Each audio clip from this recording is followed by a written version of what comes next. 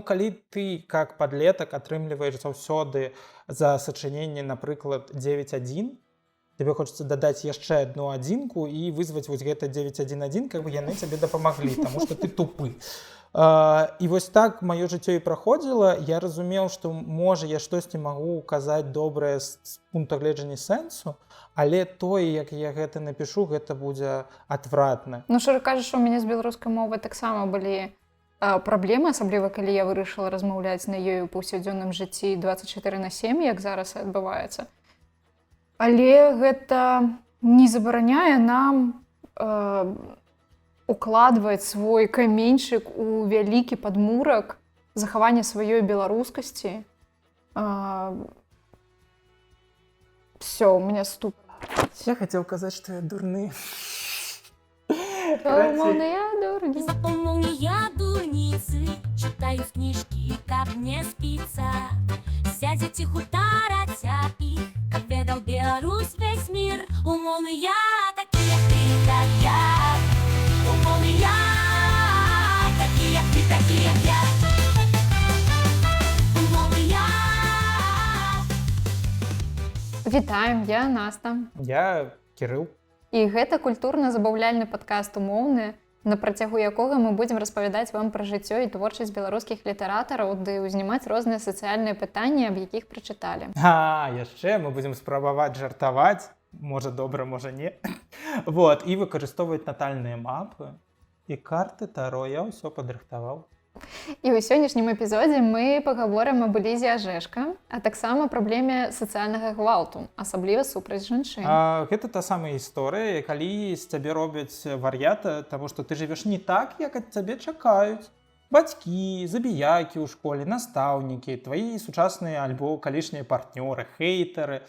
Усім усё не так у гэтым жыцці. І не паверыце, гэта ўсё напісана ў творах яшчэ 200 гадоў таму. І каб вы страціліся, вось вам вялікі роудмэп таго, што будзе. І каб вы не страціліся. І каб вы страціліся. І каб вы не страціліся, вось невялічкі вам роудмап. Будзе 3 часткі. Спачатку мы абмяркуем творы, затем біяграфію Элізы, каб зразумець, чаму гэтыя творы былі напісаны. І ў 3-й частцы мы распавядзем сучасныя творы, кнігі, фільмы або серыялы, дзе мы сустракаем адсылкі да гэтай праблематыкі. Ну што, пачнем?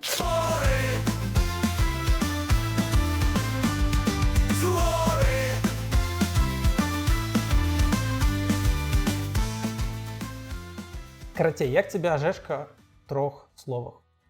Ажэшка? У 3 словах не атрымаецца, бо гэта... Хорошо, 4,5. Добра, ладно, атрымаецца. Дужа моцная жанчына. Ва ўсіх сэнсах. Мне сорамна, што я яе не ведаў. І для мяне гэта было насамрэч здзіўленнем, калі мы рыхтаваліся да падкасту, і мы абіралі нейкага літаратара, якога будзем абмяркоўваць у першым падкасце, у першым выпуску падкаста. І калі я дазналася, што Кірыл, аказваецца, не ведае Ажэшку, хаця б проста прозвішча. Я дурніца, не, гэта нармальна. Я тут адказваю за тое, каб штосьці не ведаць. Вось, і для мяне гэта было здзіўленнем, таму што гэта, верагодна, адна з тых аўтараў, якая будзе зараз мая улюбленая, не з пункта гледжання таго, што улюбленая аўтарка, там жанчына-мужчына, там сучасна, несучасна. Просто з тых усіх аўтараў, якія я чытаў, гэта амаль адна з самых класных твораў, стваральніц твораў. Мне она таксама спадабалася. Класна. Яна круто піша. Што вельмі актуальна ў нашы часы, хаця гэта рэальна было напісана ўсё 200 гадоў таму. Мы нібыта паднялі тэму сацыяльнага гвалту. Сацыяльны гвалт, што мы лічым за сацыяльны гвалт, гэта ўсё тое, калі ты не можаш рабіць, як цябе хочацца, таму што цябе прымушаюць. Гэта можа быць што заўгодна. Альбо другія людзі, таму што яны злыя, альбо другія людзі, таму што яны лічаць, што ты жывеш не так і трэба жыць так. Вось самае любімае. Гадзіннікі цікаюць. Ах, абажаю! Ух! Гадзіннікі цікаюць, даў Бог зайку, дасць лужайку. Што яшчэ, калі нявесту прывядзеш? А ў маім узросце, у тваім узросце У мяне ўжо былі ты з сястрой. Такое. Ну, гэта ўжо, мабыць, бліжэй да прыгняцення жанчын. Ну, хаця сацыяльны гвалт. Ну, гэта як я разумею, чаму праисходзіць вось гэтае пытанне эмансіпацыі жанчын, таму што свет чакае ад іх іншага. І вось тое, што зараз праисходзіць, гэта якраз вялікая кропка альбо кропка з коскай таго, што не, мы хацім рабіць штосьці іншае. І вось гэтае пытанне, яно ўжо некалькі год за годам, некалькі дзесяцігоддзяў і векоў нават, оно просто падымаецца, ператворваецца і нават падыходзіць вось у нас першы пілотны падкаст. Карацей, давай абмяркуем гэтыя творы, якія ў нас ёсць. Так, як мы ўжо казалі, што сёння мы размаўляем пра Элізу Ажэшку, і да гэтага выпуску мы падрыхтаваліся яшчэ праз яе творы. Да большую частку праз яе творы. Так, і у нас атрымалася яе зразумець. Спадзяемся. Мы зразумелі яе думку. І галоўны дысклеймер, гэта толькі наша меркаванне, наша асабістае меркаванне. Да не падстилай солому, все равно тебе напихают. У нас есть два творы. Гэта два з трох твораў, які складаюць трылогію. Так, уваходзяць у трылогію, яна мае назву. Назву адну абагульняючую яны не меюць як трылогію, але гэта творы нізіны, дзюрдзі і хам. Не абзывайся. Так, Наста як сапраўдная адметніца, яна пачынала з першага твору, таму што я буду чытаць другі твор, мне на першы глубоко не стаіць. Так. І таму мы чыталі не разам, а чыталі асобна, затое у нас нашмат больш інфармацыі, чым хацелось бы вам, напэўна, яе чуць. Твор нізіны. Ён быў напісаны ў 1884 годзе і меў першую назву «Танная невялічкая кніжка для люду», што цалкам адпавядае, як мне здаецца, філасофіі Элізы Ажэшка, якая ўсё жыццё намагалася неяк прасвяціць як мага больш людзей, у тым ліку сялян, і неважна, ты буржуй, не буржуй, каб кожны мог набыць яе кнігу і штосьці праз яе дазнацца. Вось. Мне так здаецца, што гэта такая назва філасафічная. Але ўсё ж такі яна атрымала назву нізіны. Чаму нізіны? Таму што падзеі аповесці адбываюцца ўлетку ў фальварку краснавольскага маёнтку. Уладарамі маёнтка былі вялікія паны, стары вялікі двор. У маёнтку займаў кіраўнік, а па фальварках жылі эканомы, якія былі пад кантролем кіраўніка, але былі досыць незалежныя і добра аплочваліся. Героі аповесці гэта батракі, якія жылі ў чацвяраках. Чацвярак гэта такая сялянская хата, разбітая на 4 часткі, на 4 кватэры. Гриффиндор, Пуффендуй, Кактавран і Слізерін. Падрыхтаваўся, глядзіце. Але мясцоваму кіраўніцтву не захацелася будаваць дадатковыя хаты, таму яны вырашылі сяліць па 2 сям'і ў одну кватэру. Я не ведаю 8 факультэтаў у Хогвартсе. Таму што іх там і не было, нават там іх не было. У гэтым маёнтку кепская зямля, а насельніцтва жыве ў жахлівай беднасці. Галоўнай гераіняй рамана з'яўляецца Хрысціна. Агілера? О, зараз пачнецца. Столькі адсылак зараз будзе для яго спецыяльна. Дык вось, гэта самая галоўная гераіня, Хрысціна. Яна калісьці была спакушана ў юнацтве. Ціха. Пакуль Хрысціна Агілера, працягвай. Была спакушана. Спакойна, я адказваю са сур'ёзнасцю ў гэтым падкасці. І што, яна надкушаная ходзіць? Я абяцаў дурныя жарты, я прынес дурныя жарты.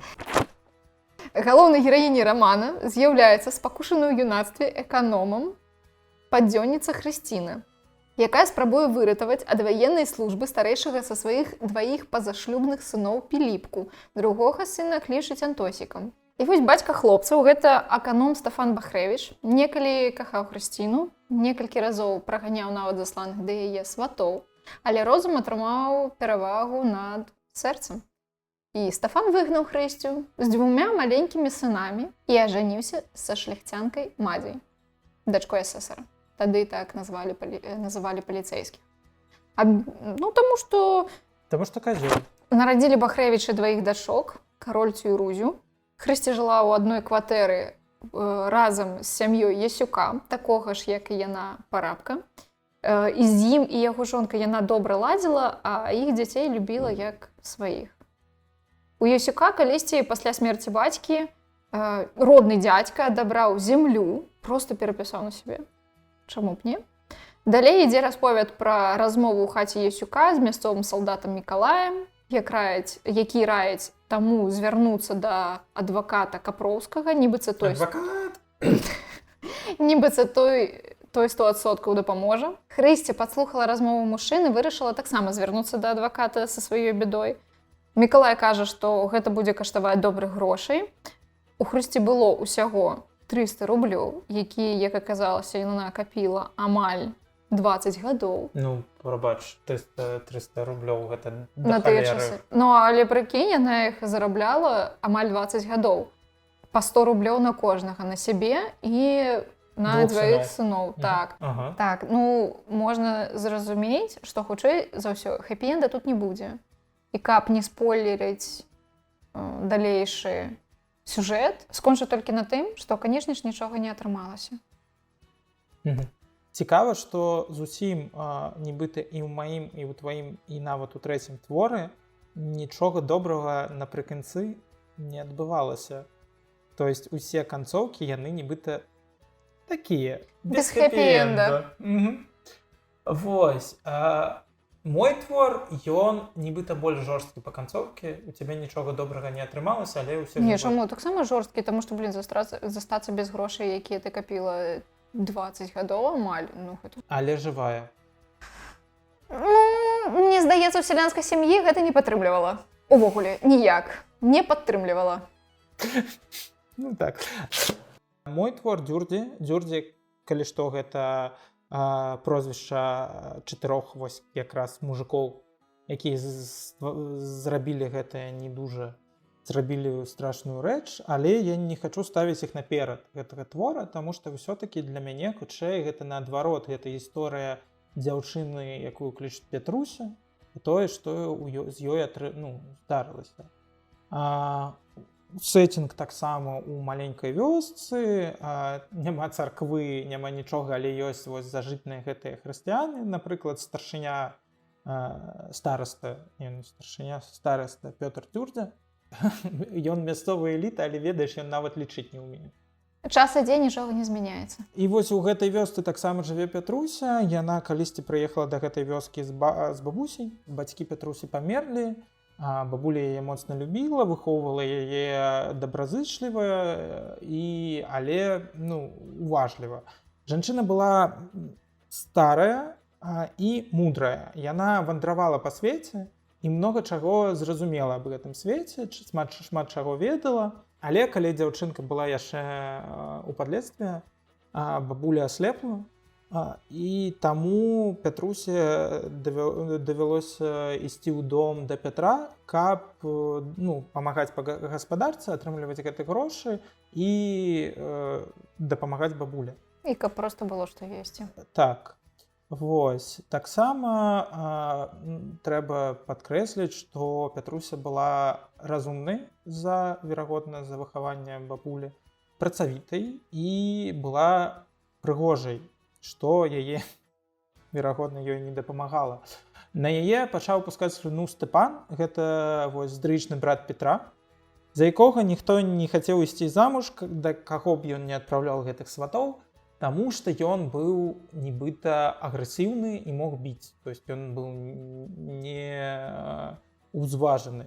Вось. І так, было такая падозра, і яна нават далей у гісторыі гэта ўсё перайшло з падозры ў рэальнасць, на жаль. Вось, але гэта ўсё толькі частка прадгісторыі, то есть Пятрусі падабаўся другі хлопец, гэты хлопец ён павінен таксама быў ісці ў армію, і яна павінна была 6 гадоў яго чакаць, але дачакалася не, і дачакаўся ли ён яе ў сваёй думцы, можаце прачытаць. У гэтым ёсць некая справа самого твору, але не дуже вялікая. Вялікая справа была ў том, што, калі вяртацца да тут і зараз, адбылося жахлівае да вёскі. Каровы перасталі даваць малако. Гэта ўсё пра тое, што нечым карміць дзяцей, немаўлятаў асабіста. І вядома, што, гэта вёска, не тое, каб шмат адукацыі, усе лічаць, што гэта зрабіла ведзьма. Ведьма! Карацей, на жаль, калі зараз мы полюбляем ведьм, верагодна, ў некай степені, таму што мы глядзелі «Феечак Вінкс». Вось, у той час гэта былі сур'ёзныя падозры. І каб знайсці ведьму, быў рытуал ад дзядоў і прадзедаў. І веды, якія былі ад дзядоў і прадзедаў. То есть гэта таксама не толькі сацыяльны вось гэты такі ціск, але яшчэ, што гэта сацыяльны ціск, ён з прыкметаў ад дзядоў і прадзедаў. Яна нават у тэксце яно была гэтым курсівам. І каб гэта зрабіць, каб знайсці гэтую ведьму, яны вырашылі, яны павінны былі зрабіць касцёр, полымя, але полымя яно было незвычайнае, а з асінавых колаў. І першая дзяўчына, якая прыйдзе, тая і ведьмарка. І на агонь, на жаль, прыходзіць Пятруська. Вось. І дагэтуль яе падазравалі ў тым, што яна ведьмарка, таму што жыла добра, таму што ведала многа, таму што была прыгожая. Але тут вось ёсць тое, што нібыта пацвярджэнне таго, што ўсё гэта праўда. І далей уся гэта гісторыя, яна становіцца для мяне больш жудаснай, таму што сама Пятруська пачынае сумнявацца, а ці яна не ведьма, то есть яна падыходзіць да бабулі і пытае: а ты мяне крысціла? Крысціла. А ты мяне чытала малітвы над люлькай, каб мяне чорт мяне не тое, што каб не скраў, не дайшоў да мяне. Бабка гаворыць, што чытала. Яна проста нібыта, ведаеш, фінал, ён не напрамую, але сярэдна, ён запускае вось гэты фінал, таму што яна пачынае сумнявацца ў сябе. Зразумела, вельмі пасяродна, таму што вось гэты victim blaming нам не патрэбен, але нібыта праз тое, што яна вырашае гэта як-то сцвердзіць, што яна не ведьмарка, адбываецца то, што адбываецца. То есть вось гэтыя 4 хлопца, мужчыны, там Пётр, Степан, Сымон і сын Петра, гэта яго клічуць Клеменс, адбываецца так, што яны сустракаюць яе і забіваюць. Я нават не магу казаць, што гэта вялікі спойлер, таму што гэта апісана на пачатку. То есть там ўсё дзеянне пачынаецца з таго, што яны сядзяць у судзе і прызнаюць сваю віну у тым, што яны гэта зрабілі. Але гэта для мяне гісторыя нібыта якогосьці сацыяльнага гвалту, таму што тут яшчэ, калі ты чытаеш такія творы, нібыта заўсёды агрэсар у жаночую сторону, ён вось такіх творах адзін. То есть гэта альбо... Нейкі канкрэтны чалавек, мабыць, яшчэ і пакрыўджаны калісьці жанчыны, і таму ненавісць развілася. Штосьці такое, то есть хтосьці канкрэтна. А тут 4 мужчыны, якім яна амаль нічога дрэннага не зрабіла. То есть прамой агрэсіі ў яе старану нібыта не павінна было быць. Нібыта яна проста прыйшла на касцёр не ў той час. Але яны ламаюць, уся вёска, яны ламаюць гэтую Пятрусю знутры, потым яе яшчэ і вось фізічна як на яе забіваюць. Гэта ўсё нібыта пераход ад вось гэтага сацыяльнага вясковага гвалту да фізічнага, ён адбываецца настолькі арганічна, гэта прапісана настолькі зразумела, што ад гэтага жудасна. І ты разумееш, што гэта зараз таксама можа працаваць. Нічога не змянілася, таму што ёсць такія ж гісторыі. Сам тэкст, ён, для мяне неверагодны, потому што ён зважны, для мяне ён дакладна прапісаны, я разумею ўсіх персанажаў, я разумею, як працуе гэтая вёска, нават я ніколі не быў у вёсцы, я Вось гэты гарадскі хлопчык, Гарадскі мікроб, як Ажэшка пісала пра гэтага адваката Карпоўскага у маім выпадку. Я вось гэты гарадскі мікроб, таму што я не ведаю, як працую. У цябе была вёска? Ага, Менск. Не, сур'ёзна. Моя вёска гэта Менск. Не, сур'ёзна. Нет. Так ты реально я сапраўдны гарадскі мікроб? Можна я цяпер буду так называць? Калі ласка. І яшчэ я хочу дадаць, гэты твор напісаны столь простай мовай, што нават я, які не мае вялікай базы ў гэтых сложных словах па-беларуску, вось, напрыклад, там таго же Караткевіча ў некаторыя моманты дуже складана чытаць, таму што там дуже многа вось гэтых слоў, які ён альбо ведаў, альбо знайшоў, вось такія, які старыя словы. Напрыклад, надоечы. Які ты выкарыстоўваеш. Так, я зразумеў, дзе ты. Мне падабаецца гэтае слово, я яго знайшла яшчэ да таго, як прачытала. Да, калі вы, напрыклад, пачынаеце сваю вандроўку у беларускую літаратуру, яна проста ідэальны варыянт таго, каго вы можаце знайсці, каб распачаць. Каб распачаць дазнавацца пра беларускую літаратуру, пра яе літаратараў, так, Ажэшка гэта прям супер варыянт. І верагодна, гэта ўсё з-за яе мірагледжання, светапогляду, адносна таго, для каго яна піша. І тут дуже на яе ўплыла тое, што як яна жыла, як яна стваралася, і верагодна, нам трэба абмеркаваць тое, як яна стала такой моцнай, гарнай, прыгожай, наверное, прыгожай у сэнсе не толькі знешнасці, а вось літаратуры жанчыны. Так.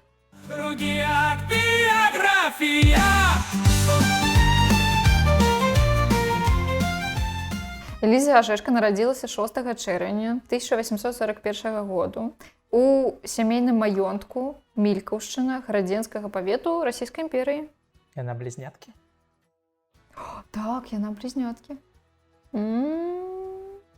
І так, што мы ведаем аб блізнятках? Яна дуже супярэчліва, але ніяк весы яна не ўзважана, і яна у яе можа яе кідаць з аднаго боку ў другі. У кожным ёсць штосьці добрае, штосьці дрэннае. Думаю, што ёсць шмат людзей, якія не разумеюць, чаму Ажэшку называюць адначасова польскай і беларускай пісьменніцай. А справа ў тым, што яна нарадзілася паблізу ад горадні, зараз гэта Беларусь, а тады зямля належала Расійскай імперыі, а яшчэ да гэтага Польшчы. Таму, адпаведна, што сярод беларускага насельніцтва было дастаткова шмат палякаў. Не, глупства гаворыш, яна проста блізняткі, а блізняткам трэба 2 станы, каб жыць задавальняючай жизнь. І таму яна была адначасова полькай і беларускай. Пры нараджэнні атрымала імя Эльжбета Паўлоўская, яе бацька Бенедыкт Камбербэч. Так. Паўлоўскі багаты памешчык, уладальнік таго самага маёнтку Мількаўшчына, адвакат і масон. Вядома, што быў лідарам горадзенскай масонскай ложы і шмат ахвяраў на масонскія справы. У яго бібліятэцы была прадстаўлена амаль уся французская літаратура эпохі асветы, творы Вальтэра, Дідро, Руссо. Маці. Авраам? Як вы зразумелі, такія жарты у нас сёння будуць. Я проста буду вкідаваць імёны. Так, у кожным выпуску будуць свае стылі жартаў. Маці Францыска у дзявоцтве Каменская. Ціха. Францыска Скарына. А Каменская? Не, я думала, ты наконт Каменская. Каменская богиня, НТВшные сериалы. Ой, дёрнуў я мяне, боже, за язык. Наста Каменскі. Наста, як ты. Супадзенне не лічу. Дык вось, працягваем. Маці Францыска, другая ўжо жонка Бенедыкта, была прыгожай жанчынай, любіла светскае жыццё, забавы і добрыя манеры. Лічыцца яшчэ, што яна была уладарнай і эгаістычнай жанчынай. Хтосьці піздзіў масона з другого боку. Прыкінь. У Элізы яшчэ была старшая сястра Клементіна. Дзяўчыны дуже добра сябравалі адна з адной і думалі, што ўсё жыццё пражывуць разам. Але, на жаль, Клементіна памерла ў 1851 годзе ва ўзросце 13 гадоў. Дзяўчына была вельмі слабая, хворая, сям'я бясконца запрашала да сябе розных лекараў, яе вазілі на воды, што было тады папулярным, але нічога не дапамагала. Праз усё жыццё Эліза пранесла гэты самы дзіцячы вобраз, які пакутуе, таму яна не магла ніколі прайсці міма бяды любога дзіцяці. А Жэшка пісала яшчэ ў сваіх успамінах, што страта сястры яе першая боль. І аднойчы сям'я паехала на могілку Клементіны, пасадзілі там кветкі, Эліза нарвала іх, прынесла дадому і думала, што праз кветкі сястра будзе з ёю размаўляць. А калі кветкі завялі, на жах дарослых, Эліза іх пахавала. Вось такі, як сапраўдны рытуал адбыўся. Прабачце, крынж. Ну, гэта жудасна. Глядзі, у цябе есть дзіцё, адно дзіцё памерла, другое дзіцё з ёй дрэнна з-за гэтага, а потым другая дзяўчына прыносіць кветкі з яе могілак. Чаму дзяўчына другая?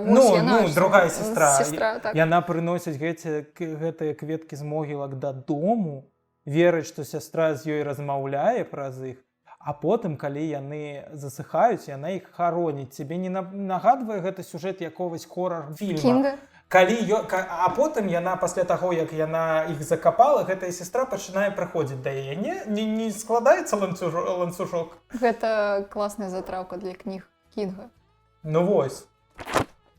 Сям'я не была задаволена падзелам Рэчы Паспалітай і адыходам часткі польска-літоўскіх земляў Расійскай імперыі, таму прытрымлівалася патрыятычных поглядаў. Калі будучай пісьменніцы было 3 гады, яе бацька памёр, і сям'я пераехала ў горадню, дзе пасялілася на вуліцы Брыгіцкай. Мне здаецца, Брыгіцкай, правільна. Карацей, храналагічна атрымліваецца, што спачатку яна у 3 гады памёр яе бацька, і там у гадоў 11, там 10-11 памёрла яе сестра. 51 год, ёй было 11, так. Сестры 13 было. Францыска, маці Элізы, нядоўга заставалася ўдавой, яна пабралася шлюбам другі раз і займалася выключна асабістым шчасцем. Дзяўчына пачала дастаткова рана чытаць і ўжо ў дзіцячым узросце пісала апавяданні. Атрымала традыцыйнае сямейнае выхаванне, а ў 1852 годзе 11-гадовая Ліза ў суправаджэнні бабулі паехала ў Варшаву, дзе вучылася да 57-га у манастырскім пансіёне. Там яна вучыла замежныя мовы, гісторыю, арыфметыку, музыку, жывапіс, вучылася танцам. Ужо тады Эліза рабіла першыя крокі ў літаратуры, і настаўнікі звярнулі на гэту ўвагу, на талент дзяўчыны. Пасля чаго яе пачалі называць літаратаркай. Падчас вывучання ў пансіёне маці ніводнага разу не наведала Элізу. Дзяўчына адчувала сябе адзінокай. Праз гэту адзіноту Эліза паглыблялася ў літаратуру, чытала шматлікія кнігі французскіх асветнікаў, якія дасталіся ёй ад бацькі. І менавіта тады ў яе галаве заклаліся думкі пра равенства і справядлівасць. Там жа ў 1855 годзе Ліза пазнаёмілася з Марыяй Васілоўскай, у далейшым Канапніцкай, вядомай польскай паэткай і пісьменніцай. Абедзве дзяўчыны цікавіліся літаратурай, і таму блізка пасябравалі. Іх сяброўства доўжылася ўсё жыццё. Больш за ўсё дзяўчатам падабаліся вершы Адама Міцкевіча. У мяне спрачальны момант, што яна там чытала за літаратуру французскую, у якой было равенства і ўсё астатняе. То есть уяві сябе пансіён, вось такі жаночы. Там адукацыя ўсё была направлена на тое, каб ты была просто добрай жонкай. Нічога амаль. То есть каб ты магла падтрымаць свецкі дыялог, калі ты будзеш у свецкай тусоўкі з мужам. Вось, на жаль. І што там павінна быць за літаратура, у якой было б раўнаправе? Я лічу, што ніякай, таму што яны хавалі б такія кнігі. Там, можа, былі бы любоўныя раманы, у якіх яна там з вялікім сэрцам і чырвонымі чрэсламі, прабачце, ішла бы да свайго рыцара, але і было б там штосьці пра раўнаправе. Верагодна, не. Гэта трэба зацікавіцца тымі, каго яна чытала. З пансіяната дзяўчыны сыходзілі з выдатным валоданнем французскай мовы, высокім узроўнем свецкіх манераў, каб падтрымаць усе гэтыя размовы, але без прафесіі. Там вучылі быць толькі добрымі жонкамі, пра што ты ўжо і казала. Ну, пра літаратурныя здольнасці Элізы маці не хацела нават чуць. Яна бачыла адзінае прызначэнне для дачкі, гэта ўдала пабрацца шлюбам. У пачатку восені 1857 году Эліза разам з маці пераязджае на зіму ў горадню. Светскае жыццё біла ключом, сам генерал-губернатар горадні Калікста Ажэшка уводзіць маладую Элізу бліскучую партыю для замужжа у свет вышэйшага грамадства. Бясконцыя балы, маскарады, вечары. Так, яго звалі Калікст. Калікст Ажэшка ён? Так. То есть ён яе... Хутчэй за ўсё, так, ён быў яе родзічам. Ну, пасля. Айчым, так. Таму што? Так нет, Ажэшка ж гэта прозвішча яе мужа. І вось далей, пад націскам маці, Эліза прыймае прапанову рукі і сэрца ад 35-гадовага памешчыка Петра Ажэшка, сваяка айчыма. То бок, хутчэй за ўсё, гэта Калікст ёсць? У дзёрдзях таксама Пётр. Та-дам. А большую частку сваіх грошай Пётр спусціў на свецкае жыццё, і жаніцьба з адзінай спадчыніцай маёнтка Мількаўшчына падалася яму добрым спосабам наладзіць свае справы. Як жанчына Эліза яго не прываблівала ўвогуле, ды і што тут казаць, калі маладыя бачылі адзін аднаго да вяселля двойчы па 10-15 хвілін, і адзінае, што Эліза тады памятавала, тое, што ёй спадабалася. Не, адзінае, што спадабалася тады Элізе, гэта тое, як Пётр прыгожа танчыў і як прыгожа быў апрануты. Добры выбар. Але ёй было 16 гадоў. Няма што асуджваць нават. З успамінаў Элізы. Выйшаўшы ў свет, я некаторы час была нейкай легкадумнай. Ці шум светскага жыцця мяне ашаламіў, ці маё становішча самай багатай і якая карысталася найбольшым поспехам паненкі зрабілі мяне такой павярхоўнай, не ведаю. Ведаю толькі, што змараў у манастыры аб бедным і высакародным маладым чалавеку, аб вызваленні маіх прыгодных, аб нейкіх невызначаных, але прыгожых подзвігах у гэты час ува мне нічога не засталося. Псіхічны свет мой неяк звузіўся, паменшыўся. На новае жыццё я глядзела як на цацку. І будучыня здавалася мне цацкай. Я хацела як мага хутчэй стаць замужняй толькі для таго, каб мець права распараджацца сваім домам, экіпажам, слугамі і быць самастойнай, не абмежаванай у сваіх жаданнях воляй маці чалавека дэспатычнага. Фізічны бок маёй істоты глыбока спаў, маральны і разумовы на некаторы час таксама пагрузіўся ў сон. Мне здаецца, што калі б тады з кавалка дрэва зрабілі машыну і казалі мне, што калі я выйду за яго замуж, я буду самастойна распараджацца сабой і ўсёй маёй маёмасцю, што ён будзе вазіць мяне па розных месцах і балях, я пагадзілася б выйсці замуж за дрэва. Ну і як мы з гэтага бачым, у прынцыпе Элізе было ўсё роўна, з кім пабірацца шлюбам, яна хацела як мага хутчэй збегчы з-пад апекі маці. Ты знаеш, чаго колькі гадзін? Час для Наталкі.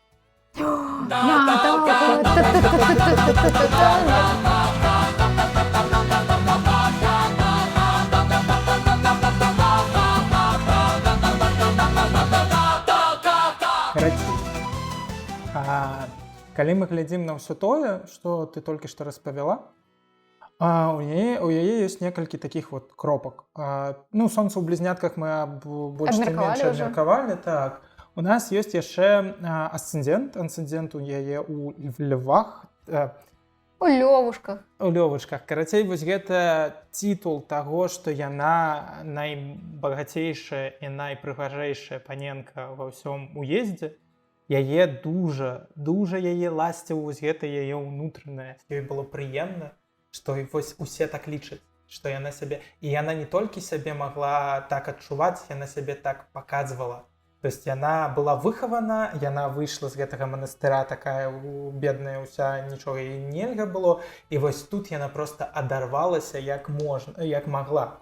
І по поводу таго вось гэтага Петра, у яе Меркурый у 11 доме, вось таксама ў блізнятках, у яе был такая мэта, што калі яна падыходзіць да чалавека, ёй было не тое, каб важна, хто быў гэты чалавек, але яна верыла, што калі яна будзе з яго з адкрытым сэрцам, то і калі ён будзе з адкрытым сэрцам, то ўсё будзе добра.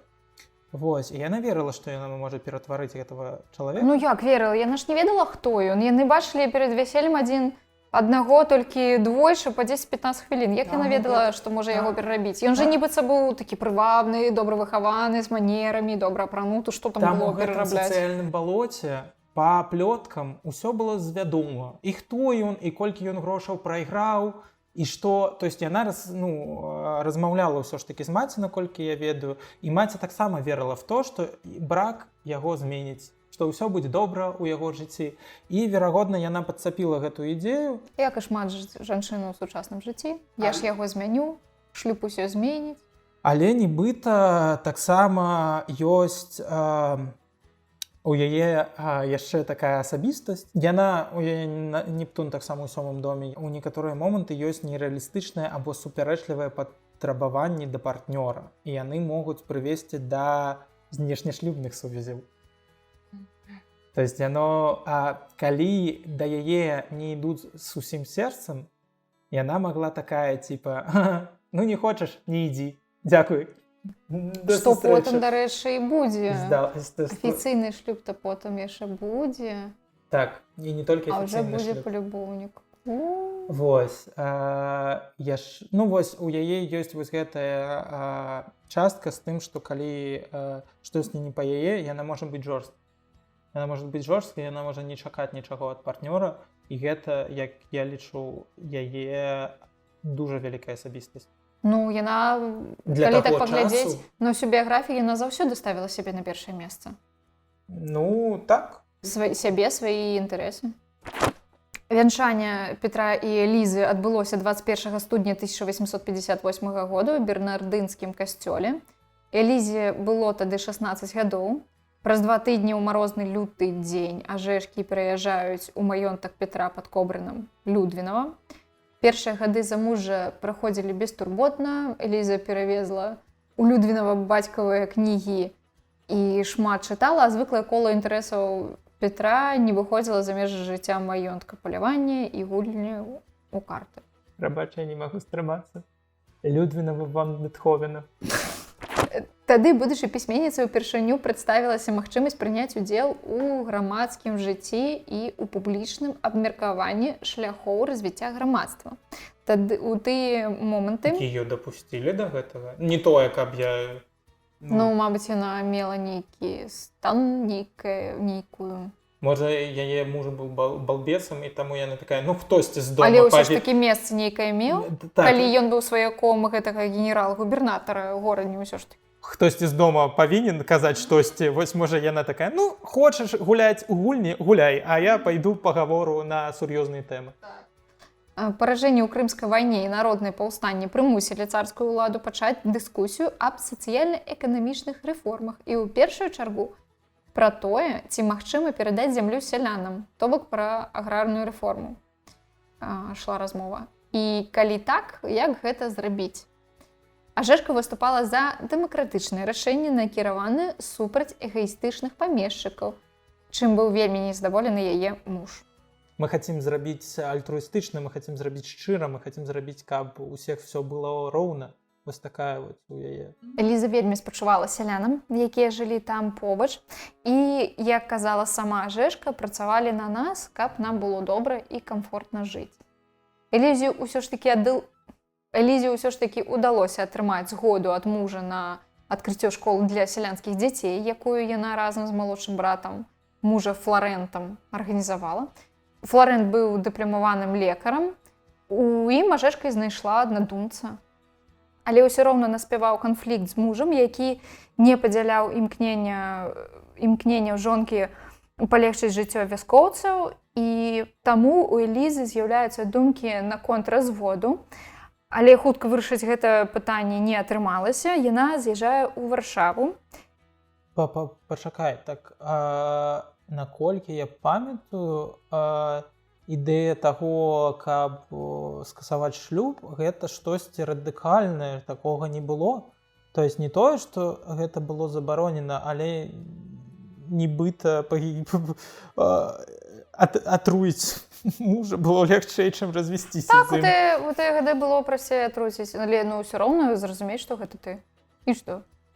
Ну не, я к тому, что жонкі нібыта не развадзіліся. То есть яны маглі жыць не асобна, але афіцыйна ніхто не думаў. І тое, што у Ажэшкі была такая мэта, гэта было штосьці вось якраз незвычайнае. Так. Чаму не атрымалася адразу яго скасаваць? У 1863 годзе пачынаецца паўстанне нацыянальна-рэвалюцыйных сіл на частцы земель колішняй Рэчы Паспалітай супраць расійскага панавання і за аднаўленне Рэчы Паспалітай ў межах 1772 года. У студні таго ж года патрыятычна настроеная Эліза вярнулася ў Людвінава, дзе яна сабрала вакол сябе такіх жа неабыякавых жанчын і ўзначаліла жаночы легіён, у які ўваходзілі маці, сёстры, жонкі паўстанцаў. Жанчыны дапамагалі паўстанцам, забяспечвалі іх харчаванне і медыкаментамі, а часам і зброі, перапраўлялі ў бяспечныя месцы, але самае галоўнае, яны былі сувязнымі ў паўстанцаў. І я па тваіх вачах бачу, што ты хочаш штосьці дадаць.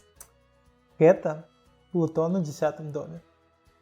Таму што Плутон у 10-м доме гэта дом кар'еры і дом і планета трансфармацыі. Ну вось унутрана яна стварае нібыта некія калектывы.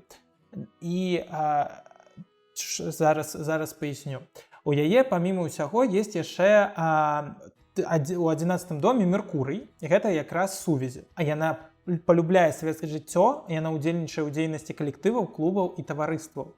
Але таксама у ёй ёсць такая мэта, каб не толькі каб развівацца праз наваколле. І таксама у яе ёсць вось гэты Плутон, які гаворыць аб тым, што яна стварае гэты кол, калі яго няма. З дастоінства яна напорліва, энергічна можа ствараць гэтыя колы, а з недахопаў гэтага Плутону ў 10-м доме непрадбачаныя павароты лёса пагражаюць страты і грамадскага становішча і людзей навокал. Нічога сабе, як гэта адпавядае таму, што будзе далей. Улады бязлітасна распраўляліся з паўстанцамі і тымі, хто ім дапамагаў. Садзілі на краты, сылалі на катаргу і гэтак далей. Але Элізу не спыніла гэта ад дастаткова дзерзкага і адважнага ўчынку. У красавіку 1863 года ў раёне Кобрына быў створаны партызанскі атрад пад камандаваннем Рамуальда Траўгута. Царскія ўлады распачалі сапраўднае паляванне на камандзіра паўстанцаў. Укрыццё Траўгут знайшоў, канешне ж, у доме Элізы Ажэшкі. Паліцыя рэгулярна ўчыняла ператрусы і аблавы ў шляхецкіх дамах у пошуках мяцежнікаў. Дом Ажэшкі абысківалі 9 разоў. Яшчэ ніколі Штырліц не быў такі блізкі да правалу. Траўгут цалкам адпавядаў уяўленням усім Элізы аб ідэальным мужчыне, смелы, моцны, высакародны. А Траўгут у сваю чаргу захапляўся смеласцю Ажэшкі. Яны не маглі не закахацца адзін у аднаго. Вось гэты пазашлюбныя сувязі, аб чым я гаворыў. І так, і хаця афіцыйна яна яшчэ ў шлюбе. Вось так. Ну як, яна хацела яго скасаваць, просто не атрымалася, але ўсё роўна афіцыйна яна ў шлюбе. І муж гэта ўсё бачыў. То мы такія, чтобы каб гэта асуджаць. Па-першае, па-другае, калі жанчына можа 9 разоў спрятаць ад эсэраў альбо кого-то. Ну, схаваць ад паліцаяў, ад кагосьці вось гэтай улады 9 разоў мужика ў сваім доме, ад мужа яна ўж як-небудзь дасыдзе. Схавае яго. Так. У траўні 1863 году атрад Траўгута разграмілі. Цяжка паранены Рамуальд зноўку знайшоў прытулак у Элізы. Яна добра разумела, што гэта паўстанне ўжо хутка скончыцца, вакол арышты і казні. Эліза думала, як выратаваць блізкага ёй чалавека. Яна адважылася на рызыку. Эліза перавезла Траўгута ў сваёй карэце ў Брэст-Літоўск пад відам хворага стрыечнага брата, нібыцца да лекара. Нібыцца да лекара, а на самом деле да смятанкі.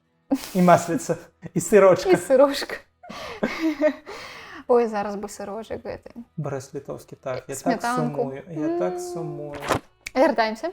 На адным паліцэйскім пасце экіпаж спынілі для праверкі дакументаў, але нічога падазроўнага паліцэйскі не заўважыў. У Брэст-Літоўску Рамуальда сустрэлі сябры, якія перавезлі яго ў Варшаву, але пазней у Польшы траўгата ўсё роўна схапілі, асудзілі і павесілі. Пра свой удзел у паўстанні пісьменніца напісала ў шэрагу твораў, напрыклад, у «Глорыя Віктіс». Правильно, Глорія Джинс. Літаральна праз дзень, як Эліза выехала з Рамуальдам, яе мужа выклікалі на допыт, а потым арыштавалі. Канешне, Пётр адмаўляўся, што ў іх доме быў траўгат, але яму не верылі, бо былі звесткі, што ён хлусціць. Здаў, дарэчы, Ажэшак іх фурман. То? Кучер, извозчик па-руску. Вось гніда. 12 снежня 1864 года віленскі генерал-губернатар Михаил Муравьёў вынес прысуд аб ссылцы за асабісты, увага, рахунак Петра Ажэшкі на сталы побыт у Пермскую губернію пад даглядам паліцыі з канфіскацыяй маёмасці. Мала таго, што цябе саслалі, дык яшчэ і за свой рахунак.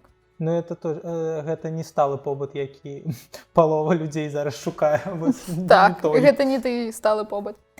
У тыя часы мужы адказвалі за сваіх жонак, як за непаўналетніх дзяцей. То бок учыніла штосьці жонка, а ў ссылцу едзе муж. Як зручна, што яна на пачатку шлюбу была непаўналетнім ребёнкам. Шмат хто з жанчын ехаў услед за мужам-паўстанцам. Эліза, хаця і не кахала мужа, але добра разумела, што яго наказалі за яе. Ды і ставіўся ён да яе адносна нармальна, не ўчыняў ёй злачынстваў, пабраліся шлюбам яны не гвалтоўна, не кахалі адзін аднаго, бывае. Але Эліза вырашыла ўсё ж такі не ехаць з мужам. Усё далейшае жыццё яна шкадавала аб гэтым і называла свой учынак этычнай памылкай. Маральна яна не мела права так рабіць, кідаць чалавека ў цяжкую хвіліну, але як ёсць. Піздзела, як казала. Карацей, сярэдзіна неба у яе ў знакі Оўна, і гэта лічыцца, што для яе важней за ўсё рэалізаваць у жыцці свае асабістыя ідэі і планы. Стыль руху да мэты часцей за ўсё мае прысмак агрэсіўнасці. Чалавек кіруецца толькі сваімі жаданнямі і разважаннямі. Кар'еру можа рабіць не асабліва цырымонічыся з іншымі. Дрэнна, конечно, казаць, што, верагодна, гэта ўсё тое, што яна сказала, гэта яна сказала, каб проста казаць перад, верагодна, там, смерцю або штосьці. Але, яна магла. У яе было вось гэты цынізм, некая агрэсіўнасць. Ну і, карацей, гэта шлюб не быў тым, што яна да канца выбірала. Тады Эліза і пачала актыўна пісаць, дарэчы. Але Ажэшка вярнулася ў родную Мількаўшчыну, у якой склалася вельмі няпростая абстаноўка. Пачаліся пераследы, эканамічныя рэпрэсіі, нялёгка праходзіла адаптацыя да новых эканамічных рэалій пасля перадачы зямлі сялянам. І дзякуючы багатай бібліятэцы бацькі, яна пазнаёмілася з літаратурай 18-19 стагоддзяў, прычым не толькі з мастацкімі творамі, але і з працамі па філасофіі, сацыялогіі і эканоміцы. Эліза ў прыватнасці вывучала лісты Іпаліта Тэна, Джона Стюарта Міля, Гербера Спенсера, Генры Томаса Бокля. Табе штосьці кажуць гэтыя прозвішчы? Канешне ж не. Калі ты дадаш яшчэ адно імя якоеś рандомнае, я буду ківаць і гаворыць так, канешне. Ілон Маск, Білл Гейтс. Даша Вандроўка. Вандроўніца.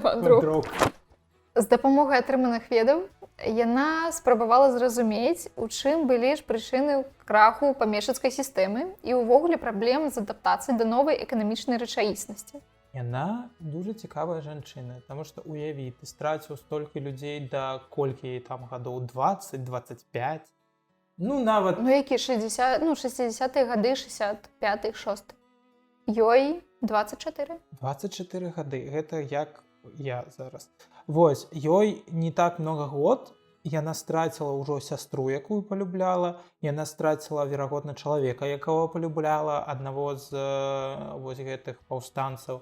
Яна страціла мужа, якога яна, верагодна, не дужа палюбляла, але гэта быў чалавек, які даваў ёй нейкі матэрыяльную стабільнасць. Яна сама таксама была не з бедных жанчын.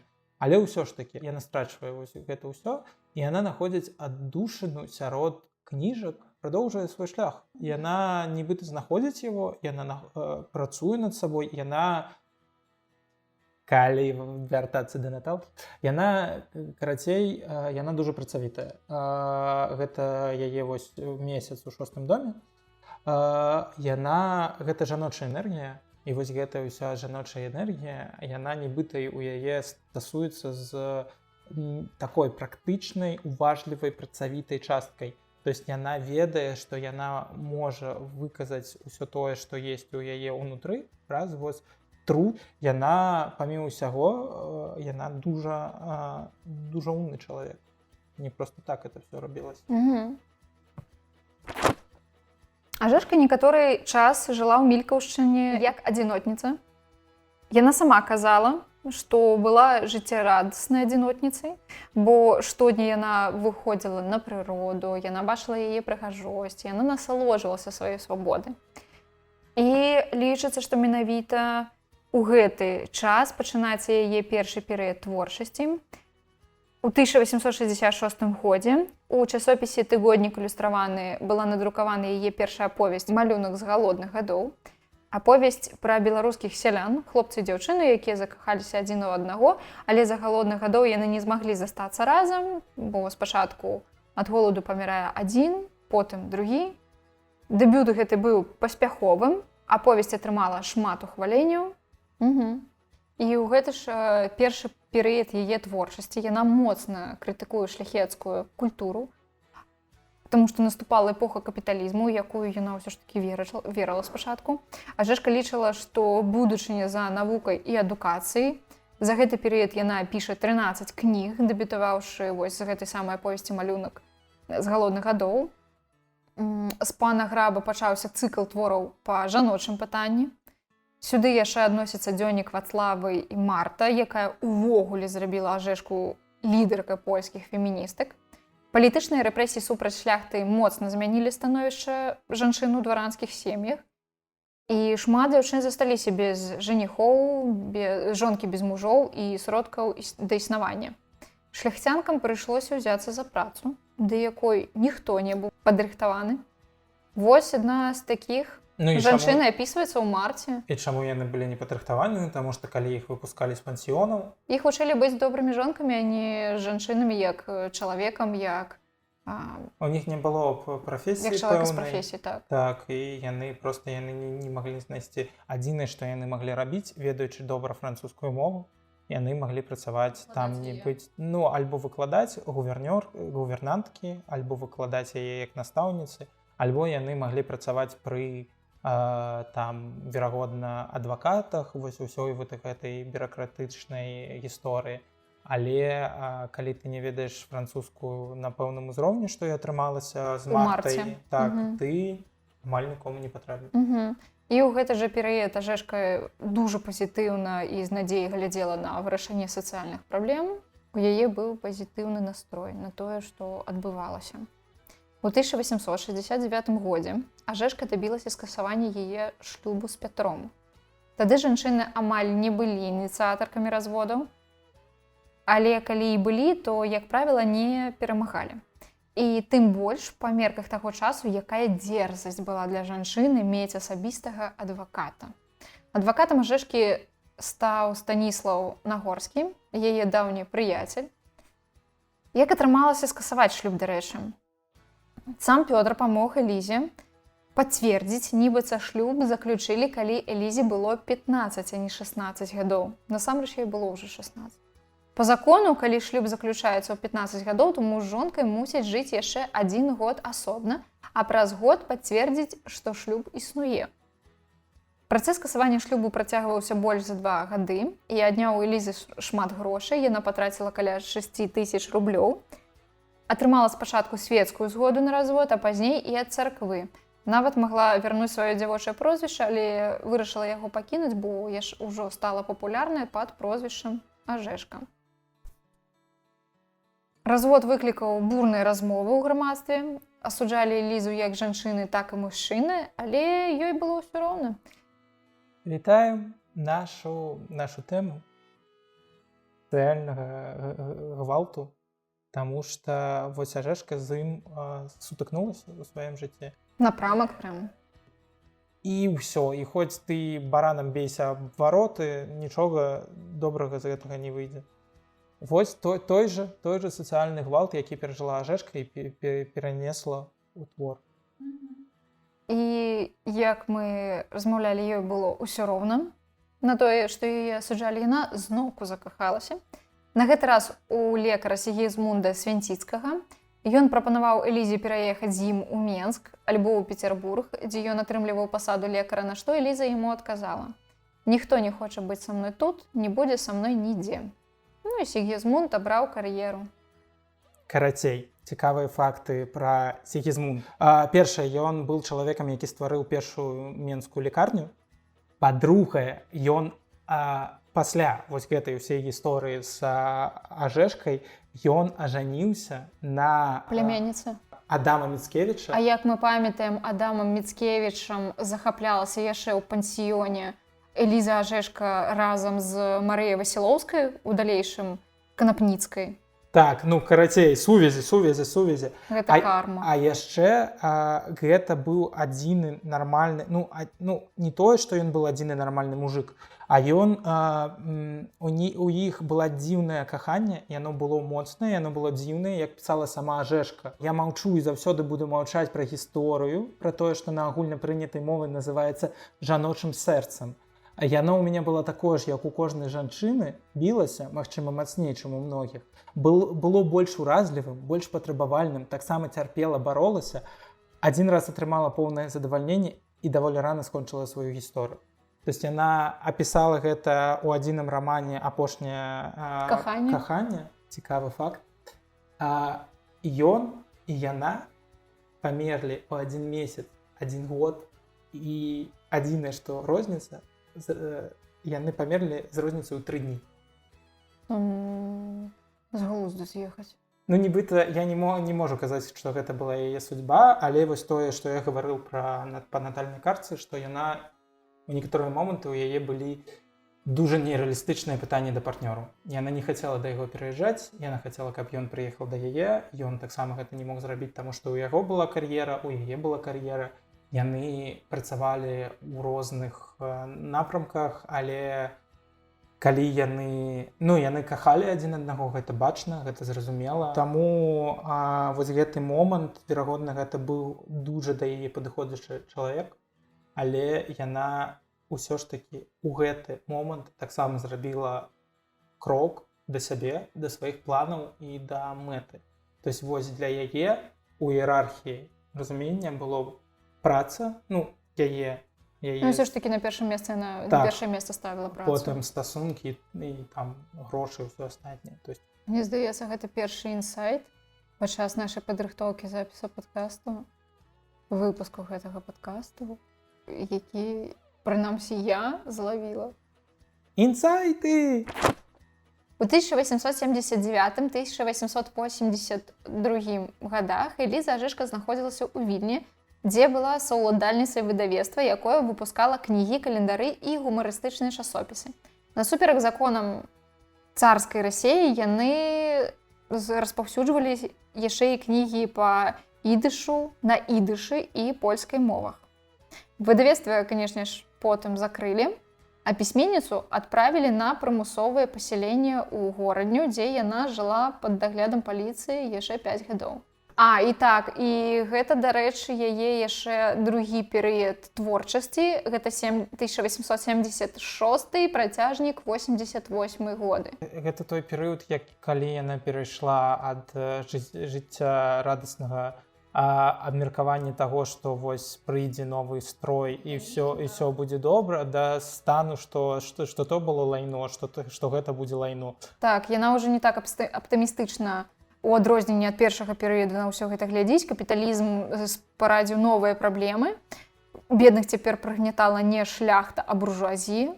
Прайшло ўжо дастаткова шмат гадоў, калі Ажэшка пачала друкавацца. Яна спрабавала сябе ў розных жанрах, розных тэмах, у адлюстроўванні людзей розных грамадскіх палажэнняў і вярнулася да таго, з чаго яна і пачынала. Так, да сялян, якія надоўга становяцца галоўнымі героямі яе твораў.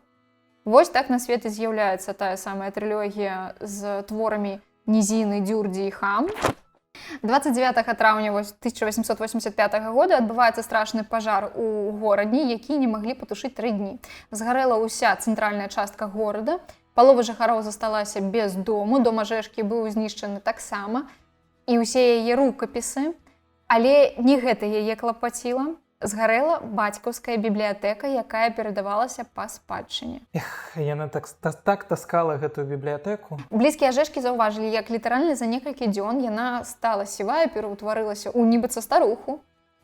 Падрабязнасці пажару ў газетах не пісалі, як відаць праз цэнзуру, але Эліза не магла маўчаць. Яна вырашыла абысці цэнзуру, напісаўшы не рэпартаж, а апавяданне. А мастацкія творы цэнзары не правяралі чамусьці. А таму яго атрымалася без праблемаў апублікаваць у часопісе «Край». Ён так і называўся «Успаміны з пажару». Людзі хутка зразумелі, што гэта не проста апавяданне, гэта адлюстраванне рэальнай падзеі. Пачала прыходзіць дапамога з розных краін. І дзякуючы Элізе было сабрана больш за 19,5 тысяч рублёў. Гэта былі дужа вялікія грошы. Карова, напрыклад, каштавала 1 рубель. І вось на сабраныя грошы за 3 гады горад больш-менш аднавілі. А ў жылых і адміністратыўных дамах віселі партрэты Ажэшка. Вось настолькі гарадзенцы былі удзячныя пісьменніцы. Элізе, дарэчы, падаравалі новы дом, але яна адмовілася і перадала дом іншай сям'і, а сама пасялілася ў свайго сябра Станіслава Нагорскага. У іх завязаліся стасункі. Гэта што, твой адвакат? Адвакат? Так, ты самы, стары прыяцель. Такі ён. Працягвай. І тут цікавостка, канешне ж. Ажэшка і Нагорскі хавалі свае стасункі, бо Нагорскі быў яшчэ жанаты і жыў у доме разам са сваёй жонкай, якая пакутавала ад псіхічнага разладу і трымала ў доме 30 котак. Грамадства... Не бачу ніякага псіхічнага разладу. 30 котак. 30 котак, так 30 котак. Грамадства не даравала ўчынкі адкрытых стасункаў з жанатымі мужчынамі. Ажэшка добра разумела, што яе чакае як палюбоўніцу і больш за тое немаладую палюбоўніцу жанатага чалавека і разумела ўсё гэта. Плюс яна была знакамітай пісьменніцай ва ўсім свеце. А жаніцца Нагорскі і Ажэшка змаглі толькі пасля смерці хворай жонкі Нагорскага. Вяселле адбылося 21 кастрычніка 1894 года. Элізе было тады 53 гады. Станіславу 68. Але застацца адзіным каханнем для мужа у Элізы не атрымалася. Ён валачыўся за кожнай спадніцай. Эліза нават зволіла ўсіх маладых служанак у доме. І праз 2,5 гады Нагорскі памёр ад паралюшу сэрца. Спускаўся з лесвіцы і упаў. Для пісьменніцы гэта была страшная трагедыя. Бедная Ажэшка. Пасля смерці мужа Ажэшка адкрыла ў сваім доме школу-пансіён для дзяўчын. Сваіх дзяцей у Ажэшкі не было, таму ўсю сваю любоў яна аддавала вучаніцам. Далей за раман над Нёманам, у якім выяўлены верныя такія нацыянальна-патрыятычныя традыцыям эпохі польскага паўстання 63 года працаўнікі і шляхта, што паступова дэградуе. У 1904 годзе Ажэшка была намінавана на Нобелеўскую прэмію. Разам з ёй былі намінаваны Леў Толсты, Рудзьярд Кіплінг і Генрых Сенкевіч. Сябры Нобелеўскага камітэта, азнаёміўшыся з яе творамі, высока ацанілі яе пісьменніцкі талент, і ў адным з дакументаў напісана было: наколькі ў тэкстах Сенкевіча б'ецца шляхетнае польскае сэрца, настолькі ў творчасці Элізы Ажэшкі б'ецца сэрца чалавека. Але большасць сябраў камітэта прагаласавалі за Генрыха Сенкевіча, а невялікая колькасць прапанавала нават падзяліць прэмію паміж Сенкевічам і Ажэшкай. Дзякуй Божа, што не Толстой. Хтосьці нават казаў, што праз палітычныя прычыны, мабыць, яна не атрымала гэту ўзнагароду, а хтосьці, што канкурэнты былі ўсё ж мацней. Ажэшка, дарэчы, добра ставілася да таленту Сенкевіча і таму спакойна перанесла яго перамогу. Але ў 1909 годзе Ажэшку зноў намінавалі на Нобелеўскую прэмію, але гэтым разам узнагарода дасталася шведцы Сальме Лагерлёф, ад якой на гэты раз Ажэшка не была ў захапленні, бо не лічыла, што раманы Лагерлёф лепей за ейныя. Ну, там ёсць пытанне. Сальма Лагерлёф, шведская пісьменніца, яна пісала больш сказкі, то есть дзіцячую літаратуру. Не тое, каб яна была дрэнная, ну, вось зараз для мяне, канешне. Пытацца параўняць вось адну і другую, Ажэшка перамагае з яе нават вот просто з тымі двумя творамі, якія мы прачыталі. А можа, іх увогуле нельга параўноўваць? Ну, на жаль, Нобелевская прэмія працуе так, што яны там могуць параўноўваць зусім розных людзей, зусім розных краін і ўсё астатняе. Эліза Ажэшка памерла 18 траўня 1910 года пасля цяжкай хваробы сэрца. Пахаванне адбылося 23 траўня. Святар адмовіўся, дарэчы, адпяваць Элізу па-каталіцку, бо яна не хадзіла да касцёла, хоць сапраўднай прычынай адмовы быў раман з Нагорскім. І спатрэбілася ўмяшанне біскупа, пасля чаго яе пахавалі па каталіцкай традыцыі на могілках у горадзе. Узгадваецца, што ў дзень смерці пісьменніцы гадзіннікі на гарадзенскім фарным касцёле нават спыніліся. Ну, конечно. Знакі жыцця, знакі лёсу. Конечно. Пра трэці перыяд яе творчасці, так, які працягваўся з 1888 па 1910 гады. З пажару да... Ну, крыху пазней. Пажар быў у 85-м, а тут пачынаецца нібыцца ў 88-м. Так, і ў гэты трэці перыяд Эліза згубіла глебу пад нагамі, стары светапогляд руйнаваўся, а новага яшчэ не існавала. Грамадскія хваляванні і нарастаючы сацыяльны рух не падабаліся Элізе, але яна іх цалкам разумела. Яна разумела, чаму так адбываецца. Яна стала больш пісаць пра ўнутраныя канфлікты асобы, і яскравым прыкладам гэтага быў роман «Хамлет», дарэчы. Я з павагай адношуся да яе лёсу. То есть да некаторых пісьменнікаў у мяне такое, было і было, а вось гэта, нібыта...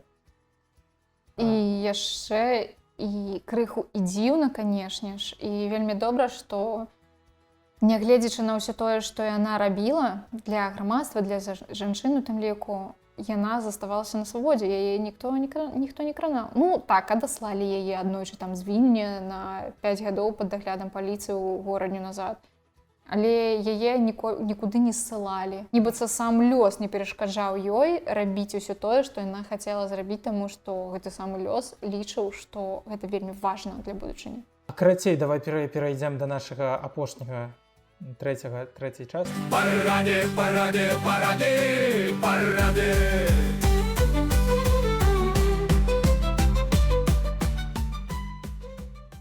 Парады.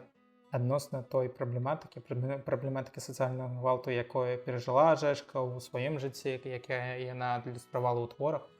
Я цябе дам выбар.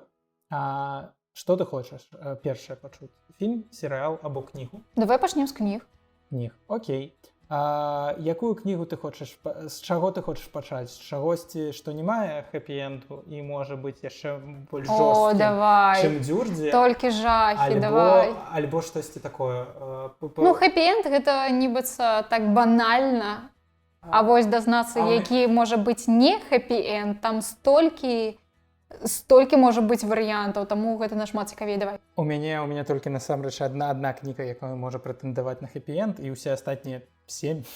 Таму я не памылілася з выбарам, давай. Пачнем з нашых сваякоў. Саша Федарэнка «Травля». Гэта кніга пра тое, як чалавек планамерна сістэма пытаецца звесці з глузду, каб ён не гаворыў то, што ён гаворыць як журналіст. Невялікая кніжка, класная, вось наш сучасны беларускі аўтар.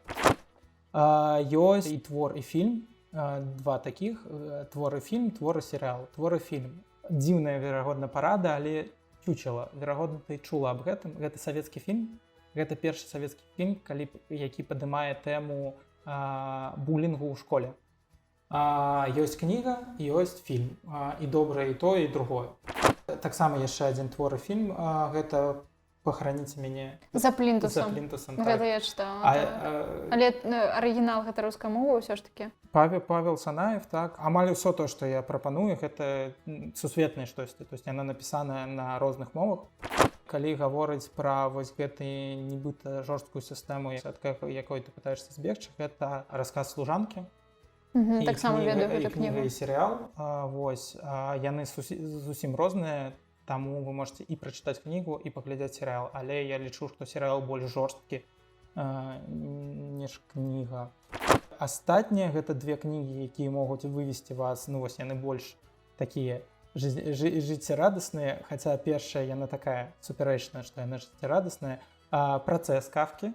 Кафку вы можете полюбляць, альбо можете не полюбляць, але ўсё ўсё гаворыцца аб чалавеке, якому гавораць, што вось зараз, заўтра мы цябе будзем судзіць. І вось за што не гавораць, чаму не гавораць, што адбылося, не гавораць, але мы цябе будзем судзіць. І то, як ён з гэтага выходзіць. Вось гэта абсурдызацыя ўсяго гэтага сістэмнага і сацыяльнага гвалту, аб тым, што на яго пачынаюць коса глядзець на рабоце, аб тым, як ён сам пачынае схвадзіць з ума, з глузду ён з'язджае. Усё вось гэта, яна такая абсурдавана, яна можа быць трошкі нуднай, але калі вы полюбляеце Кафку, самае то. І апошняя кніга, яна дзіцячая, але яна дуже мне спадабалася. Я не веру в монстраў. Луіс Сашар – гэта твор пра з пункта гледжання агрэсара.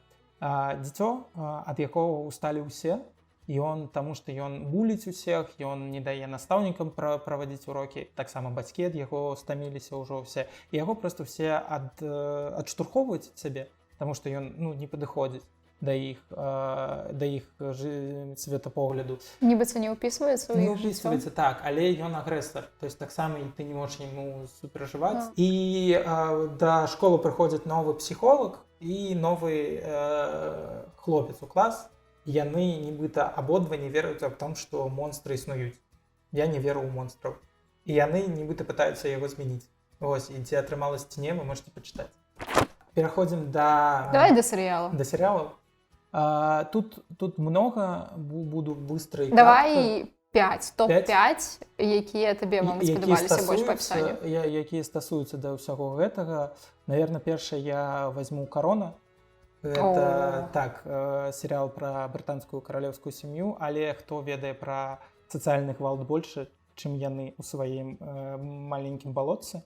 Асабіста 4-й сезон пра прынцэсу Дыяну, як яна з жыццярадаснай жанчына пераўтварылася ў ахвяру. Тую, хто яны не хацелі нават видець, не з-за таго, хто яна, а што яны за людзі. «Бесстыжыя» альбо «Shameless», калі ў арыгінале. Гэта якраз гісторыя, гэта 18+ серыял, то есть калі вы не гатовы да гэтага, лепш яго прапусціць. Але гэта проста жизнь сям'і, якая, нібыта маргінальная, недарэчная. То есть ёсць отец-алкаголік, які зарабіў дуже много дзяцей.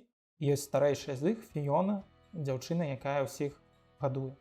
І яна на ёй усе гэтыя дзеці, і нават вось малюк з першага сезона, у першым сезоне ён малюк, у апошнім сезоне яму там лет 7 ужо.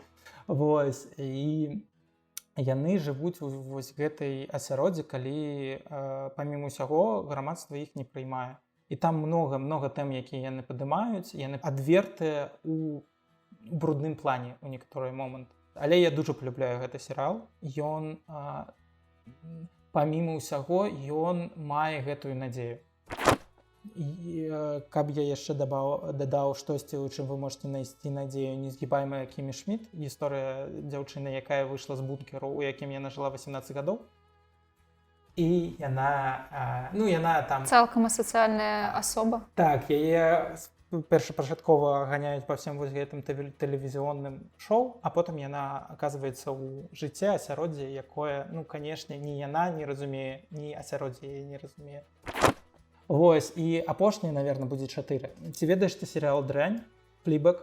Я ведаю назву, але я не глядзела. Гэта адна з, як я лічу, моцных і дуже класных аўтарак сучаснасці. Фібі Уолер-Бридж, наколькі я памятаю, як яе завуць. Яна стварыла серыял «Дрянь», які першапачаткова, «Флібэг». І першапачаткова гэта быў моноспектакль, яна ператварыла гэта ў серыял. І ім много хто ведае, але у яе ёсць таксама яшчэ некалькі серыялаў. «Забівае Еву», але зараз не пра яго. А трэці, вось, які я ведаю, гэта «Бегі». Гэта дуже класны серыял, і ён падыходзіць сюды з пункта гледжання таго, што, верагодна, вы будзеце асуджаць галоўную гераіню. Там гісторыя пра то, што дзяўчыне на пачатку серыяла прыходзіць смс-ка з назвай, з сэнсам «Бегі». І я праспойлерю вам толькі першую серыю з 8. Яна прыязджае на вакзал, яна садзіцца ў поезд, і яна сутыкаецца з якімсьці хлопцам, і вось напрыканцы адбываецца, што яны калісьці былі разам, І яны дамовіліся, што калі адзін з іх напіша смс-ку «бегі», другі прыедзе на гэты вакзал, і яны разам кудысьці паедуць. Але калі астатні момант гэтага серыяла, у яе падае тэлефон, яна разблакіруе экран, а там фотка яе з мужам і 3 дзецьмі. Вось, і тое, вось, як вось гэтыя стасункі калішнія, яе вяртаюць абратна. Вось, і я гэта дадаў сюды, таму што я разумею, што асуджанне яе будзе праз гледачэй. Вось, і паследняе, што ёсць, гэтыя фільмы, і тут усё дастаткова проста. Я не дужа полюбляю фільмы, поэтому я выбраў той шматочак, што я глядзеў, і тое, што я ведаю, што добрае. Першая гэта Крыстына, пра жанчыну, якая хоча быць дужа класнай журналісткай, тэлеведучай. Яна кахае, то есть у яе ёсць такія вось пачуцці да яе сувядучага, у ёй жаданне быць класнай журналісткай, але яе прымушаюць даваць вось гэтыя нізкажанравыя НТВшныя рэпартажы. Яна іх ненавідзіць, і яна паціхоньку сходзіць з глузду проста праз тое, што яе ламае вось гэты соцыум і тое, што ён ад яе ачыквае. Ну і, канешне, калі мы гаворым пра гвалт, сацыяльны гвалт, трэба разумець, каго сацыяльна гвалтавалі многа на Западзе ў Амерыцы. І гэта 2 серыялы пра чарнакожых людзей, гэта «Скрытыя фігуры» і «Прыслуга». Гэта не серыялы, гэта фільмы пра жанчын, якія пераходзілі і шукалі свае правы, каб нават проста хадзіць у туалет у адным жа тым жа будынку, што і усе там. І была там адна дзяўчына, не той журналістка, не той пісьменніца, якая хацела напісаць кнігу пра гэта ўсё. Так, і ў гэтым ёсць надзея, таму што вось гэта можа змяняцца, калі людзі асярод будуць больш адэкватны.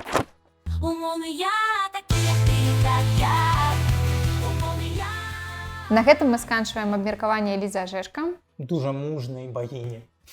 Шчыры дзякуй, што праслухалі выпуск да канца. Калі вам спадабалася, падтрымайце нас азнакамі на платформах Apple Podcast, Google Podcast, YouTube, Яндекс.Мьюзік, SoundCloud. Пакіньце свае каментары альбо падзяліцеся выпускам са сваімі блізкімі і сябрамі. Гэта дапаможа прасоўванню падкаста ў масы і як мага большай колькасці людзей даведацца пра цікавосткі беларускай літаратуры. Таксама, калі ёсць жаданне, вы можете нас падтрымаць на Patreon і Boosty. Гэтыя грошы пайдуць мне на слоўнік беларускай мовы. А яшчэ ў нашага падкаста таксама ёсць Instagram, ёсць YouTube. Вы з лёгкасцю знойдзеце і тое, і другое праз пошук слова умоўнае, кірыліцай альбо лацініцай, і мы дужа чакаем, каб вы падпісаліся. З вами былі Наста і Кірыл. Усім шчаслівай і не забывайцеся на беларускую літаратуру. Яна таго вартая. Умоўны я, такі як ты, так я. Умоўны я, такі як ты, такі як я. Умоўны я.